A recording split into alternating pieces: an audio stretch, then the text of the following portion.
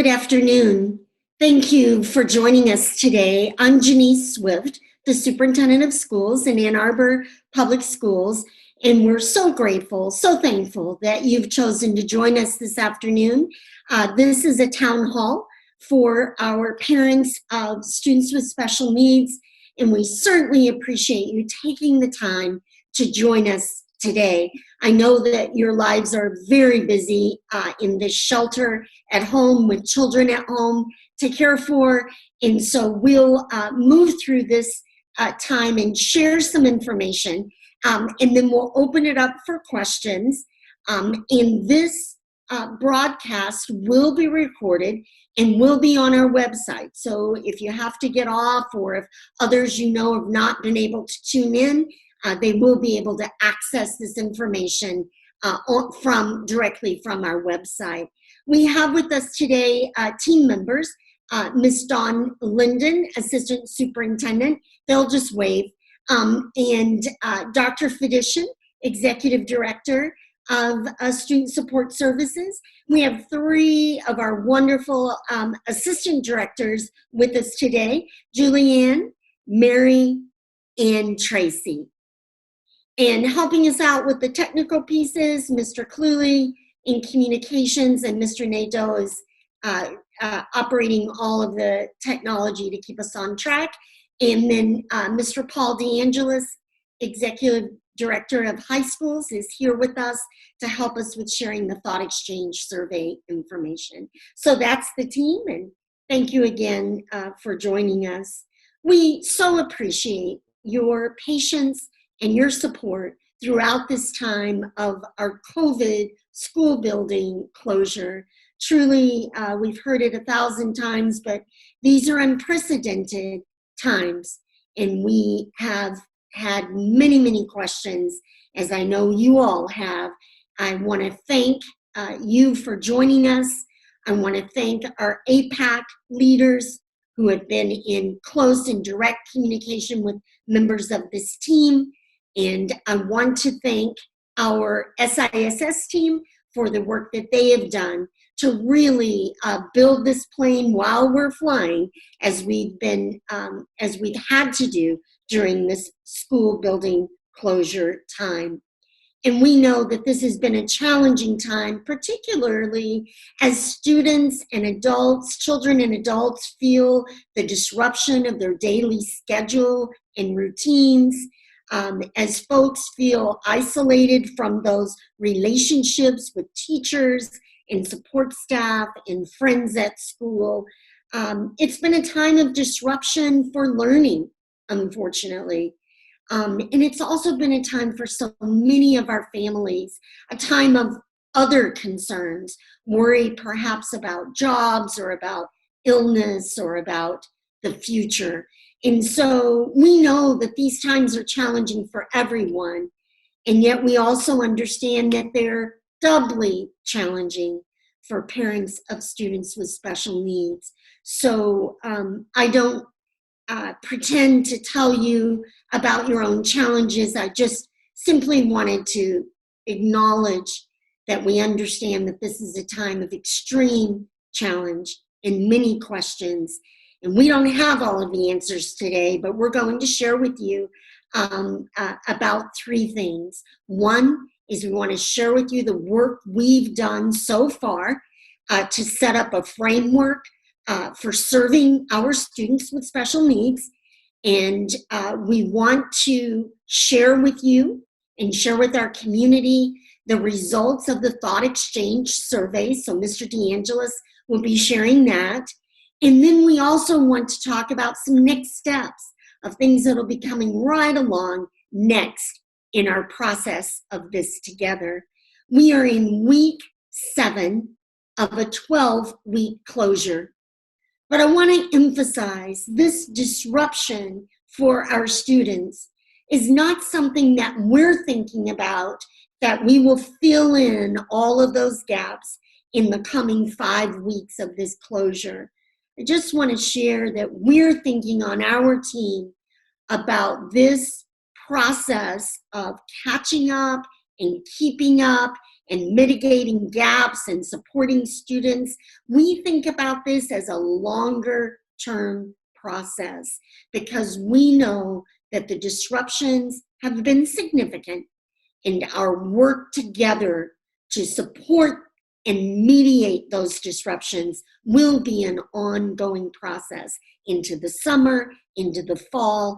And I really am thinking for many of our students, this is a 2 or 3 year process that we're working through to ensure that they feel fully supported and that we're seeing them come up in their academic and social development as we move through the weeks and months ahead.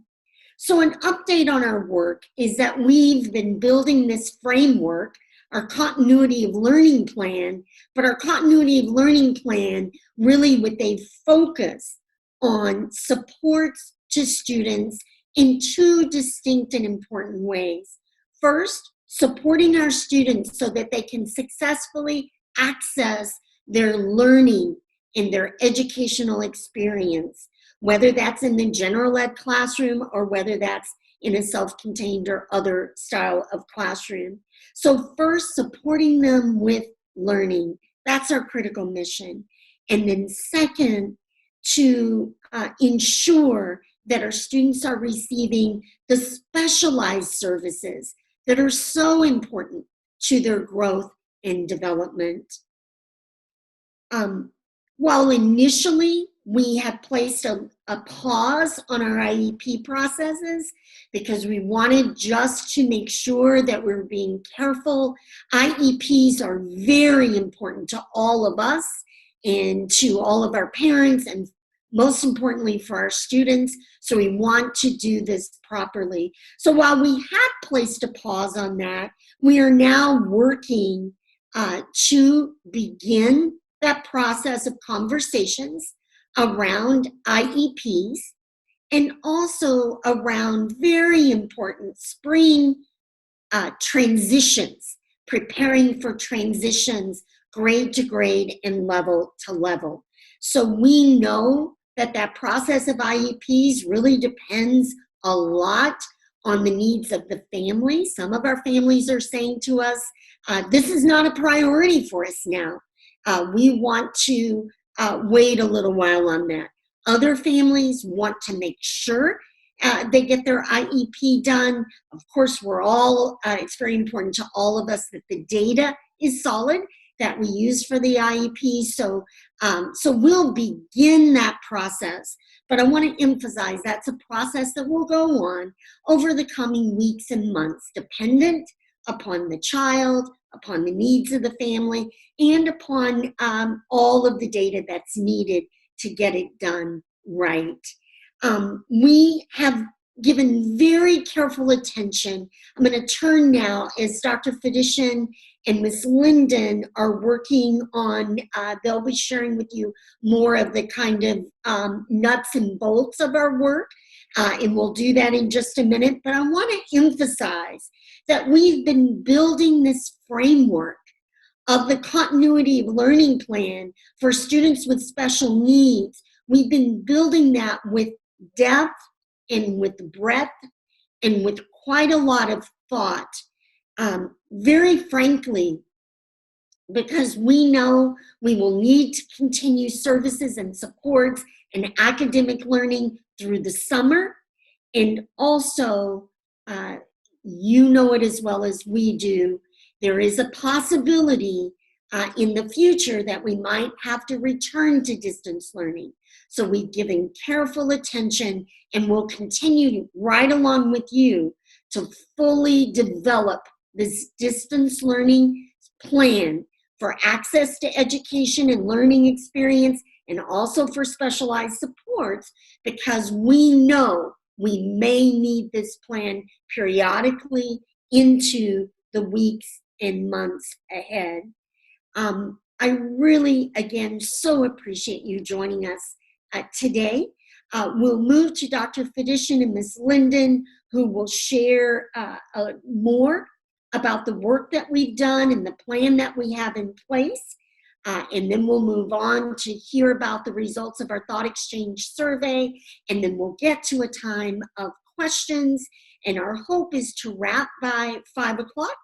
And certainly we'll continue to answer those questions that come in on the feed, and we'll be doing that even more following this broadcast, and we'll get to as many as we can during the broadcast. So with that, Ms. Linden and Dr. Perdition, tell us a little bit more about the nuts and bolts of the continuity of learning plan that we have in place for our students with special needs. Absolutely. Thank you, Dr. Swift, and thank you to all of the folks who've joined us. It's our pleasure to be here with you. I have just a few statements before Dr. Perdition shares more detail. As Dr. Swift mentioned, we really want our families and our students and staff to know we are in a place of continuous improvement, and we're committed every day to serving our students and our families better. And while we have faced many challenges in this transition to an online situation, we also recognize there are some significant opportunities to us as well. And as Dr. Swift mentioned, we have been tooling up and are preparing for new chapters, some that involve additional tools and resources that we know will be of great benefit to all students, particularly students who have learning challenges. Some of the tools that are available to us now that we're happy we can use more consistently are tools like Snap and Read. We are also exploring additional resources now for ebooks that offer the same content to students, but at varying levels, so that students with different degrees of capability can access the same learning along with general education peers. That piece about all students having access is really important to us, and we're committed to developing a system that is universally designed for all learners, and that's a significant opportunity that we have. As one piece, part of this tool is the Schoology system that we are looking to adopt in our district. And as we've heard from many families, some of the challenges right now have been about communication coming from multiple places and not being able to keep it straight. And one tool we've discovered in Schoology is this way for us to ensure that our communication to our families is consistent.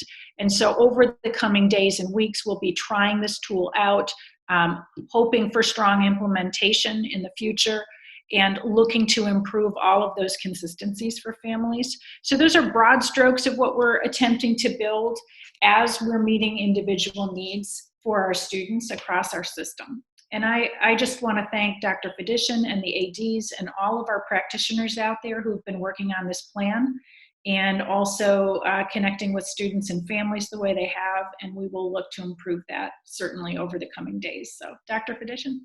Thank you. Thank you, Ms. Linden, and thank you very much, Dr. Swift. Also, a very big thank you to everyone who has taken the time today to tune in. I'm going to ask if we can put up some slides that I would like to share with you today, to talk about our special education continuity learning plan.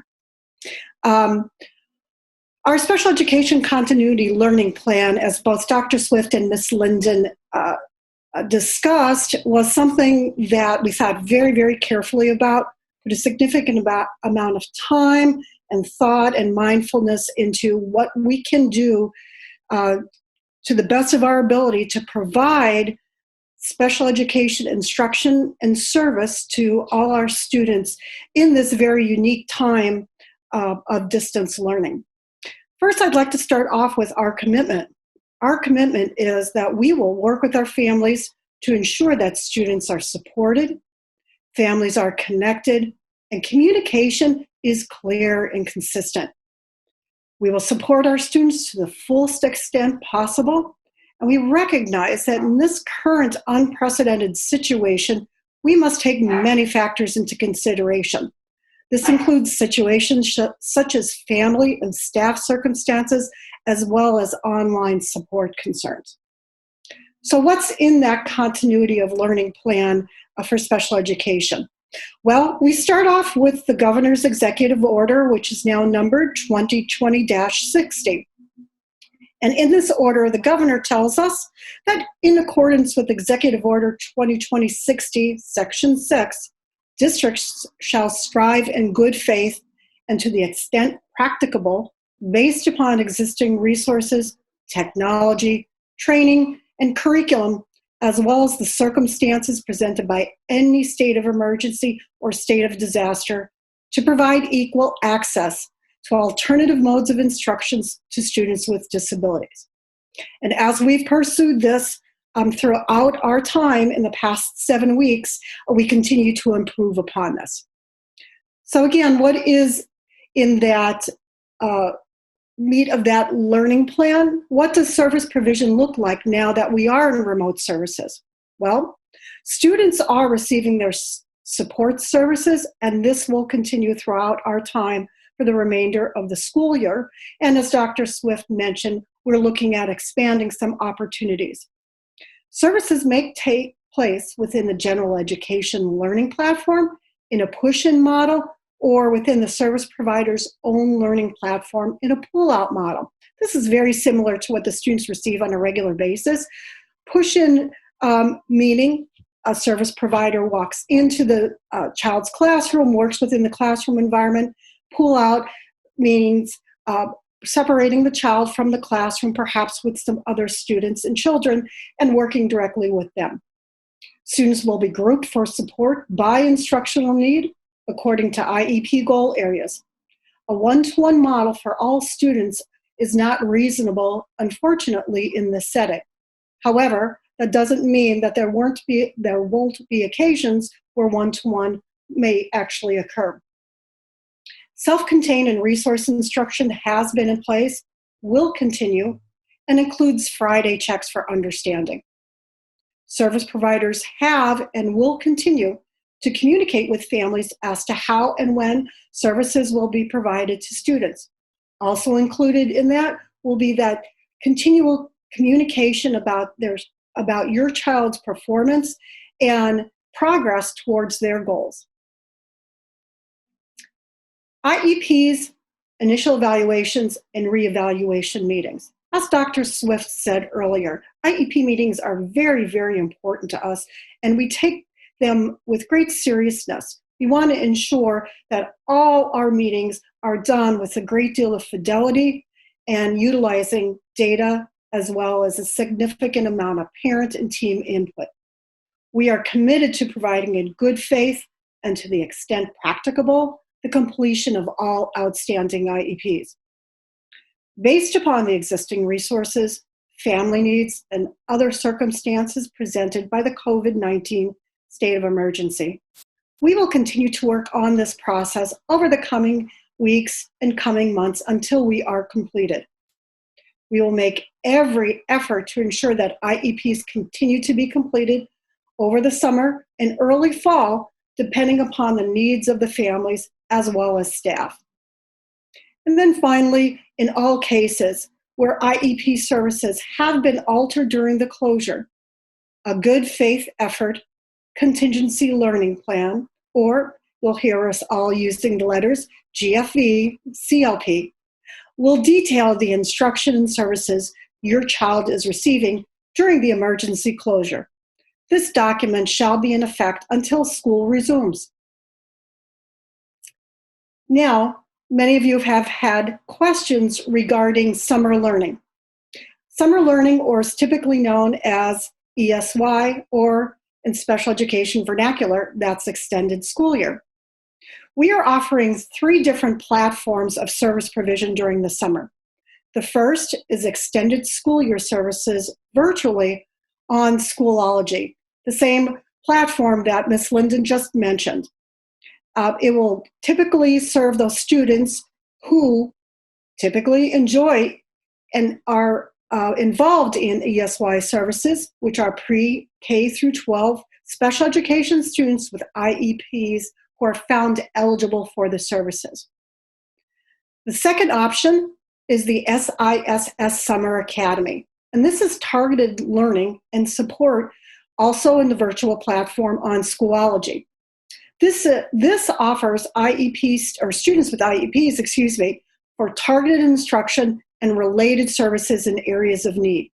These areas include literacy, math, language skills, social and coping skills, fine motor, and for those students that are new to the concept of online or digital learning, we will provide an opportunity in an academy to support those students in adapting to that platform. This is including our Rising K students. And then finally, our third prong of support during the summer is Project Read, which is intensive reading programming. This is on Schoology and in a virtual setting. This focuses on intense decoding, encoding, and reading comprehension strategies, using multisensory activities and direct instruction to present systematic approach to phonics and reading development. Now that's a lot of information, we understand that, so we know that we are here and committed to support you as well. What I'd like to outline to you now is some of the many ways that we as a department will be supporting you. First of all, we have what we are calling our SIS hotline. This is in effect to date. That telephone number, which is 734-994-8292, is the number which you will get pivoted to the appropriate person or the appropriate department depending on your need. Our next form is for any online questions that you may have. There's an SIS online parent support that you will be able to find after today live on our website. If Mr. Kaluli, if you could click on that, please, I will be hopeful. There you go, thank you. You'll see it is an online parent support form that you can complete. You tell us a little bit about your child, the school they attend, and a brief description of your concern. And we'll be sure to get back to you in either an online platform or telephonically. There is a question of which mode that you prefer, and we'll be addressing your needs and concerns through this online platform. One of the other things that we have is on our webpage, we have an extensive site of SIS student support resources. This too, Mr. Kaluli, if you can run to click the parent resources, you'll see this page is on our website. And as you peruse this, you'll notice that there are several areas, several tabs based upon needs that you may have with your particular child. These specific needs, for every button that you'll click, you'll find support services that are outlined to help you and your child be successful in this current online form. The last section that you saw there that said resource submission, thank you so much, resource submission. If you have a resource that you're looking for specifically and you are unable to find it, attaching this form will be able to help our team identify and address something specific that you may not find on this format. Please feel free, once we're finished with our town hall, to go and explore and experiment with this website, because it's a wonderful source of resources for parents to help you and your child in this remote distance learning. The last thing that you'll see on here is emails for both myself and our illustrious assistant directors.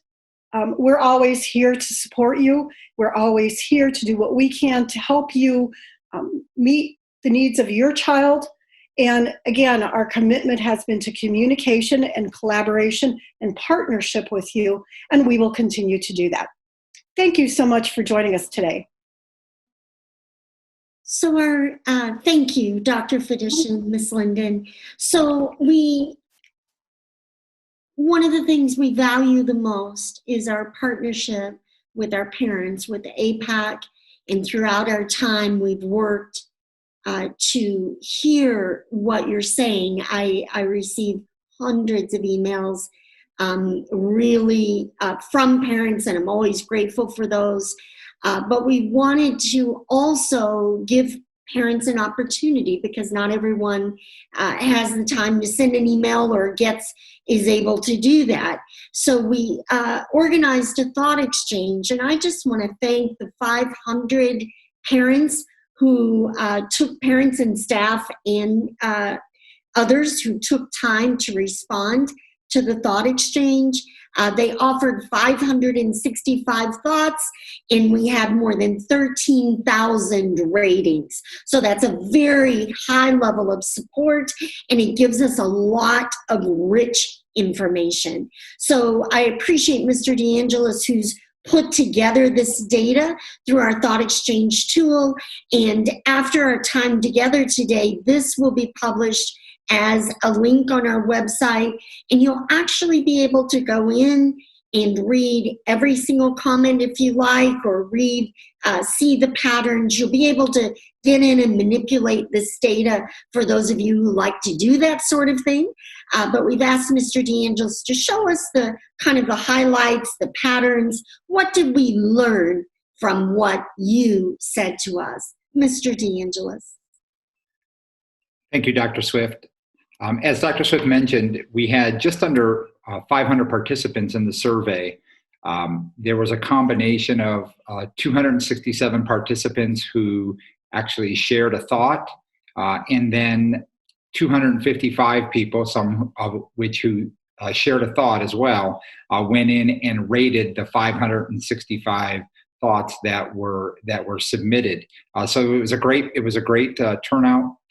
Over 13,000 ratings, and by Thought Exchange standards, there was high interaction in this survey. 50% of the participants identified themselves as pre-K through 5 parents. 38% were 6 through 12, and 12% of the participants identified themselves as having students in multi-grades. When we get to the end of the Thought Exchange survey, one of the things that we're doing with the information is trying to analyze the thoughts and identify some significant themes. And in this survey, there ended up being about 6 or 7 themes, and I'm going to share my screen with you here for just a second and show you one of the tables that you'll be able to see and interact with when the full report of this thought exchange gets linked to our website. So one of the overwhelming themes, or actually, and it was really 2 related themes, had to do with thoughts expressing a need to support parents as well as students with at-home online learning and the individual learning needs and social emotional needs of students at home. So for thoughts that were very specific about the challenges that parents were having with the support they needed, as well as the support that students needed, beyond those that were related to the specific challenges of online learning. A third theme was an understanding, or need for an understanding of what will the 2020-21 school year, the school year that'll start in the fall, what will that look like? How will what we're doing today continue not only through the summer, but into next school year, and how will we make up for some of the gaps that people perceive there is in the learning. So Mr. DeAngelis, why don't we have, while you're sharing that, Mr. Cluley, if you go across those, could he show one of them so they can see how it works? One of the thoughts? Yep. Yeah. I was gonna click on that here in just a second. Oh, I'm sorry. Go ahead. Not a problem. Another significant theme was the challenge that parents feel their students are having with the online learning and just that online interaction. And those challenges And some of the thoughts were very consistent with the initial survey that we put out a few weeks ago, asking all of our Ann Arbor Public Schools families what their concerns were. So it was very consistent with that. And I appreciate that not only our teachers, but our support team making some adjustments to try to identify some of those challenges and to put supports in place for students. And then last, and very consistent with the first survey that we put out, was a need for social interaction with other students and with staff. This has been something that we have heard, the isolation of being at home, being away from friends, finding time within some of those synchronous learning opportunities to have social interaction time with students and staff has been a fairly consistent message that we've heard. So as Dr. Swift mentioned, one of the things that you can do when you get your copy of these results is that you can click on any of these boxes, and I'm just going to scroll over some of them, and you'll be able to see that in this support for parents theme, there were 60 total thoughts. The average star rating was a 3.9, which is very high out of 5. We have online learning down here, IEP services, you can see all of them. But if you click on one of the boxes, you'll be able to see every thought that was put into that theme. And you'll be able to see the star rating for that out of 5 stars, as well as the number of people who responded to that particular thought. So the way in which we present the final summary is very interactive, and you'll be able to not only see the themes, but the thoughts that were developed within each of those themes. As well, there were some additional unthemed thoughts that received significant ratings that warranted being included in the final summary, and you'll see that down here, this title of unthemed. They may not be specific to one of these 6 themes, but they had a significant enough rating that we wanted to make sure that our community could see what those thoughts were. And that'll conclude my presentation. I'll stop sharing my screen.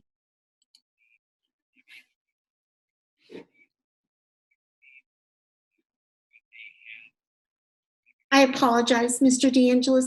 Did you have it where you could show the dashboard at all? I just wanted people to be able to see that. Unmute myself. I absolutely can. Let me go back to sharing my screen.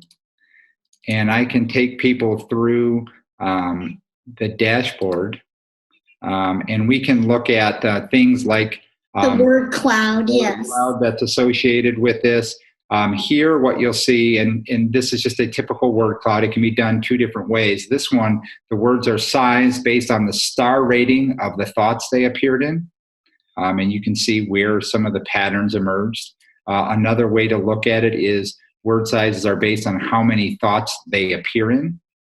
And again, as we go through the dashboard here, we can show the themes on a bar scale or bar graph.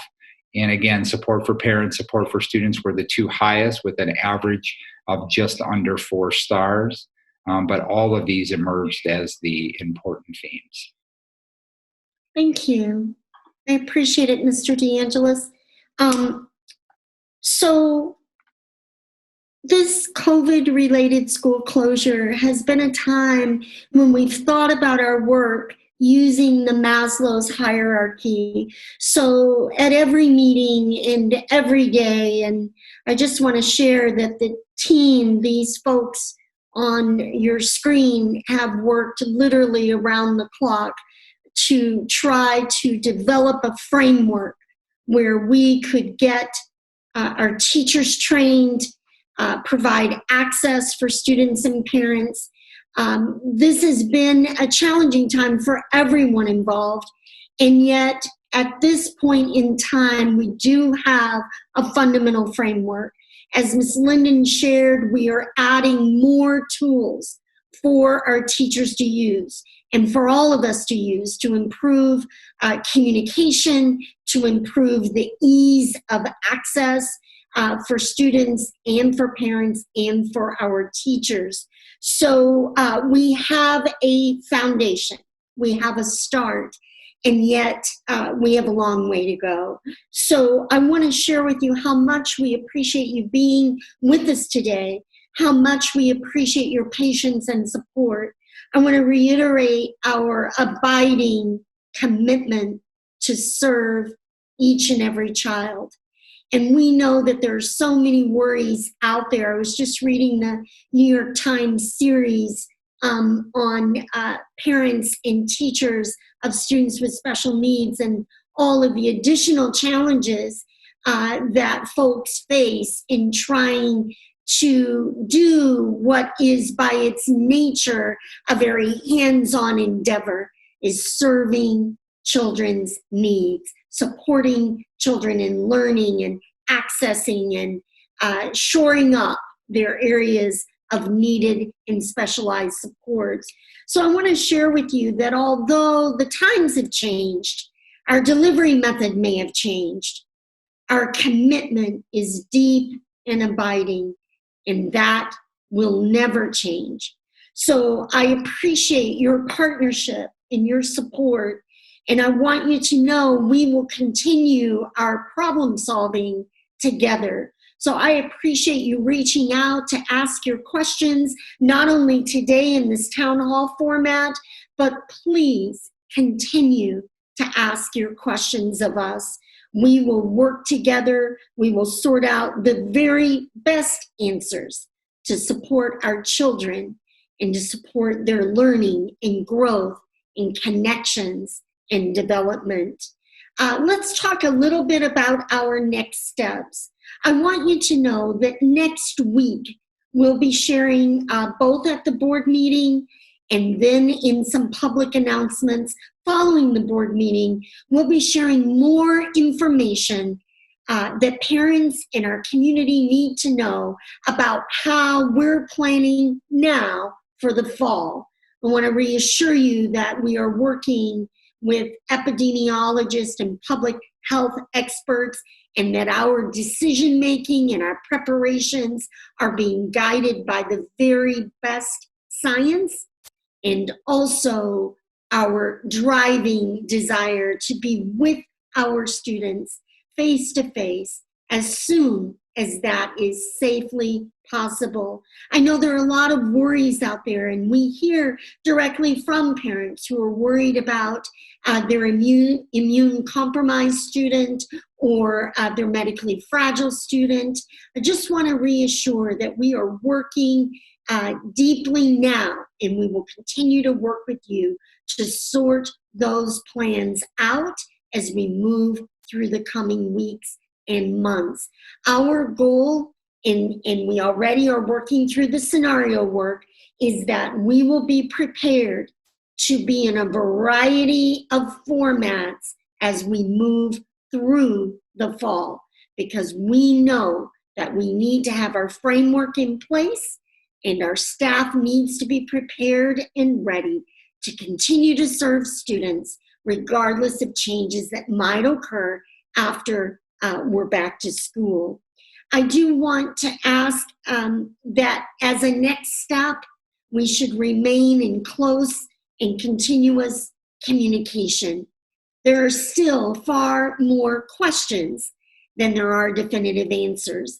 And as is the case on every day in SISS, there are many questions that are specific to particular children in their IEP or their 504 or their particular area of need. So we'll continue to communicate, to ask questions of each other, and to always assume the very best of each other, that we're working as partners. And we will innovate through this crisis to continue to improve our work and our service to students. We're excited, and Ms. Linden referenced it, we're excited about all the additional ways we're going to learn to support students that will be able to pull back into a traditional environment and continue to serve students even better on the other side of this crisis because of what we've learned through this time together. So, Mr. Cooley, it's 4:40, and we wanted to have at least 20 minutes of our hour together for our questions directly from folks out there. And I appreciate our assistant directors and Dr. Perdition and Ms. Linden, Mr. DeAngelis, for being here to help us with all the questions. What do you have for us? One of the questions, what can I do if I'm having problems connecting with the teacher, either because of time constraints on my end as a parent, I have multiple children or something along those lines. What can I expect? What can I do to work on that? Thank you, Mr. Cooley. So we know communication is hard on regular days, and it's even harder now. And so what should we do? Dr. Perdition, directors, what should we do if we're having trouble making that contact? Because our goal is that folks will have responsive contact. What should we do? I will defer actually to one of my assistant directors, which is Julianne Muir. I think for times where we're having difficulty with making those connections, it's just really important for parents and families, students and staff to remember that we do work on those connections on a daily and weekly basis. So it may look like reaching out via email. We do have the SIS hotline that you can call, ask for questions, ask for assistance, and one of our office professionals will reach out to the appropriate staff member, if not an AD, to get back and contact you to be that bridge between you and teacher and other building staff, or even members of your student's IEP team. So we really want to work with you and partner with you to make sure that we do have those rich and responsive connections. And we just want to support any way we can to making sure that you are connected and that your student is connected to their team members. Thank you, Julianne. So they can fill out the form, or they can call the helpline, or they can email those teachers or support providers that are engaged if they're not getting feedback. That is correct. Very good. Thank you. We have another question. A parent with a teenage son that doesn't really want to accept the help from the case manager. Any suggestions on what can be done? I think this child is actually a senior, so there's extra concern that, want to make sure we graduate this child. Yeah. I'm going to defer to Assistant Director Tracy Johnson in that she oversees the secondary programming. Yes, and I would say, it's really difficult right now for all of us out there. And as a senior who is struggling, or any child that is struggling to address or get online to access their activities or their lessons, what they could do is definitely reach out to their caseload manager to see how we could look at providing some supports to that student. We have different platforms. We have different learning opportunities for all of our students. We also have a social emotional learning website that we could provide some supports around to that particular child in order to help support those learning needs and those social emotional needs as well. If I Go ahead. I'm sorry, if I may just follow up on that. I think once parents, you have the opportunity to look over that space on our website for the student support resources, you'll find in there some suggestions and strategies for students who are feeling a little unmotivated or unenthusiastic about the remote environment. There are some suggestions and opportunities and resources in there to help you out. That's perfect. Thank you both. And then I would just add thirdly, Mr. Cooley, our counseling, social work, intervention support, behavior support, all of those folks are on duty. And I'll tell you, I know they are reaching out directly, real time, by phone, because sometimes you just need direct contact, right, in order to encourage a child who maybe has lost their motivation. And I do feel that. In fact, Tuesday, Mr. DeAngelis and I have a town hall with the class of 2020. We have one with students and we have one with parents, and we're looking forward to just ways that we can connect with them, because Mr. Cluley, you know, there are a certain number of assignments that have to be completed, and we want to support every child in getting across that line. So reach out to your principal, reach out to any of us. We'll give a direct phone call, whatever needs to happen to help those seniors. Next series of questions are around summer and what that's going to look like. First of all, what will the programming itself look like? And then also, who will be the SISS staff over the summer? Thank you. Mr. Cluley, before I hand it to Ms. Linden and Dr. Perdition, I just want to share that it's a fundamental priority for us this summer to offer summer learning to every child in the district. So Ms. Linden, next Wednesday will be debuting our full summer program. And what our SISS team has done is to plug in a very similar way to that teaching and learning summer platform. So whether you are interested in getting the reading and the math and the writing, or whether you really want to get caught up in some specific skills, we're going to have a full continuum, and that'll be coming out more next week. For planning's sake, we are focusing that between after the July 4th holiday and through the end of July. So for folks, of course, with shelter, we don't know if we're even going to have the option of travel, but I just wanted to say that up front so that if folks are thinking about planning, that's how they might be thinking and planning for their summer. We will be offering all of those programs at no cost to parents. So I just want to thank our team. They're all working diligently on that.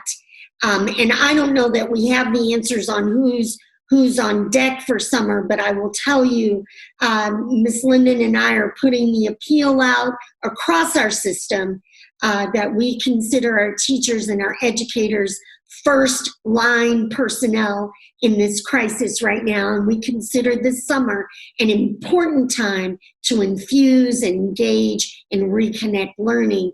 So we are working to get as many hands on deck, and with that being said, I do know that families are tired and staff is weary. I get that, but we are looking at some morning programs that will really be focused and try to focus people's time on getting those skills and extra learning that we all want for our children. Ms. Linden, Dr. Perdition, what would you add to that? I quite frankly couldn't add anything more. That was beautifully said. And as we saw in the PowerPoint presentation, we will have 3 different options. But as you said, Dr. Swift, we're coordinating and collaborating with teaching and learning as well, and providing a wide array of options for parents and their students to be able to address both overall and some targeted areas of specialty. That's right. So the gate is wide open, and that really will be addressed on an individual basis based on the child's needs. But our commitment is to support learning across that month of July really deeply. We are, I'll share it next week more formally, but we'll be leaving that technology in the hands of students for the express purpose of engaging in this learning over the summer. Ms. Linden, do you want to share some preview? No one's seen all of this yet, so just give us a little preliminary taste. Sure. So our programming, we're pretty proud of the design, because one very important goal that we have is that it is accessible. And a big part of that is also that it's culturally relevant. So we are designing our summer programs to be engaging and to be project-based in many ways. The learning you can expect to happen synchronously in the morning. There will be projects, there will be work that students will do, they will connect with each other, they will connect with the teacher. There will be a system for K through 8 that engages in something called badging, and that is where students can earn an online badge for their learning and their completion of tasks in the general program. We're pretty excited about some of those elements, so I'll just leave the teasers out there and to let folks know that as those details are emerging, we'll be sharing much more at the board meeting next week. So, but to wrap up what the two of you shared, which is just great, is if a student qualifies for ESY, it will be ESY, but it's ESY plus additional opportunities for students. And I probably didn't say it, Mr. Cluley. I shared it over previous days informally, but we will be announcing formally that summer is virtual. And as much as that breaks our heart, we just felt like it was, we needed to get the planning done, and we want to make sure children and our staff are safe. And so we are planning for a virtual summer programming, and for the first time offering that summer programming at no cost to parents for any and all children who want to access that opportunity. And I do have to add the caveat, we will be doing that on a first come, first served basis. I believe our staff will step up and we'll have plenty of bandwidth, but I do want to offer that caveat. So, yeah. Next series of questions are around students already struggling and what this will do for them for next fall. For instance, if you're in 9th grade and algebra is difficult, how are you going to be ready for the math class in 10th grade? And then connected to that, there was another parent that was questioning, would it be possible not to have your child progress from one grade to the next if they feel that they're not ready for that? Okay, well, I'll take my part of it, and then I'll hand it off you guys, so get ready. But we absolutely will work with the child's progression and development. But I will share that our teams of teachers are already working to look at that scope and sequence for 2021 to include those 12 weeks of standards from the spring, because we know it isn't just students with challenges. It's every student's a student with challenge this fall, because they have missed. They've had an interruption. They've had a gap in their education. Of course, if the parent and the support team, they will work with parents, and I'm sure they'll tailor those education programs to meet the needs of students. But I don't want to speak more specifically. What would you all add to that? I think I would just add, Dr. Swift, that it's important for, I think, our families to know that what they're feeling, the stress and concern they have for gaps that their children may be experiencing, is the same worry that every parent has, not just in the Ann Arbor Public Schools, but obviously across Michigan and across our country. And so we don't advocate for a holding back model where children would retain in a grade. We are absolutely planning to move students forward and to support their needs and whatever method they may be. And as you mentioned, Dr. Swift, an important piece is that we don't expect that all of the content for the 12 weeks of the closure is the responsibility of students to know before they show up for the fall. We absolutely know that we will be backing instruction up to March and filling gaps in the fall for students So we really do just want to be reassuring to families about those pieces. At the same time, we know that summer brings opportunity to enrich and to grow. And so we are, as you mentioned, offering quite a few summer opportunities, both synchronous with teachers and also a number of online resources that if students want to progress at their own pace and fill gaps that way, they certainly can. Robust high school offerings that I didn't mention before will be shared, and we'll talk about all those ways that students, particularly at the high school level, can engage and fill in some gaps here and there, getting recovery for some credit, and also if they want to get ahead, they can look at ways to do that through A2 virtual courses. So we'll share lots more. Again, I know I'm just teasing you a little bit with that information today, and then I'll hand off to Dr. Perdition. She has more. I really don't have much more than that because everything that I would say is just what you and Dr. Swift would say. Certainly students with disabilities, students that have IEPs, I concur, and we'll be working individually with those students to find the best methods, the strategies to help them in the fall, to help them adjust and adapt to the fact that we will be backing up that curriculum, will be backing up those instructional services, and we'll be working in the best way that we possibly can to provide that students with the greatest amount of supports. Right. We are looking at the opening, Mr. Cluey, just to add on a minute for that. We're looking at the reopening as a reimagining. And we feel like across our system, students of all ages are going to need additional supports.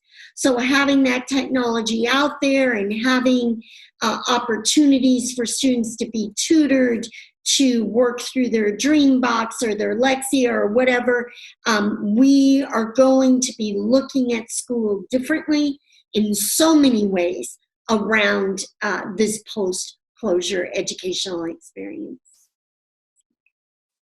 The next question, is it possible to pare down or prioritize assignments for students with IEPs or 504 plans? Absolutely, it should be possible to do that. So who wants to take that in terms of, if they don't feel like that's happening, help us out, guys. Mm-hmm. Yes, Mary. Yeah, I think it's the most important thing that we've been focusing on is what is doable for our families, what is doable for staff in these very unique situations. So our staff will work with you and you can determine together, what are the most pressing needs of the student, but all those things can be individualized, and our teams are willing to work with you on that. And I would like to just add to that, as part of our forward instruction, providing the provisions of FAPE, our service providers are reaching out to families, and we have a list of questions that we are asking families just to know how we can help better support you and your students in your home. So when you are working with your service providers, you're providing those interview answers, make sure you share with us your concerns so we can know as a district and as a department how we can best serve your family. Next question regards things like the therapies, speech, occupational therapies, and whatnot. Is it possible, why has the district not made it sort of the in-person online learning as an option? So direct, do you all want me to clarify that, or are you good with that? You mean direct person to person? Yes, exactly. Obviously not physically in the same room, but in a one-on-one live manner. Mm-hmm. And what two areas did you mention?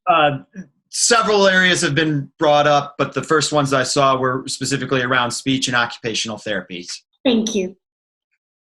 Okay. I would like to say on this, and as I mentioned in the presentation, it's challenging for our staff in this current setting and this current environment to be able to provide direct one-to-one for multiple reasons. Some of it has to do with caseload, that their caseload is quite large and it is prohibitive for them to be able to do that. The other portion of it, as well as also adapting, a good example of this is one of your examples was speech services. A lot of speech services, when you think about it, when you're speaking, we're communicating here today. And sometimes the best manner to do that is not in a one-to-one setting, but also in a small group setting, because the students learn and communicate with each other. This would be especially true if you were doing something like pragmatics, where there's a social component to our language. So we find that in this setting, with our limited resources, as well as some of the challenges, as we mentioned earlier, some of the challenges that both staff and families are experiencing, that while it may not preclude a one-to-one, as we are sometimes with the teachers are having office hours, but we're saying overall for all our students to get direct one-to-one would not just be feasible at this point in time, unfortunately. So it has to do, Dr. Perdition, with capacity in the system, is what you're saying? It does, yes. In order to serve all of the students that we need to serve. Correct. But it certainly doesn't mean that there might not be cases where particular needs present and you make that decision. So if parents have a question out there, they should contact their assistant director or one of their providers to begin that conversation if they feel like that needs to occur. Yes. Good. Mr. Cluley, we're going to wrap up, or? Yeah, I think I'll end with this last question. When is the decision going to be made whether or not we're going to have face-to-face instruction in the fall, or if in the fall we still will be doing virtual? Right. Thank you for that question, Mr. Cluley. And that is the question that we ask ourselves every day.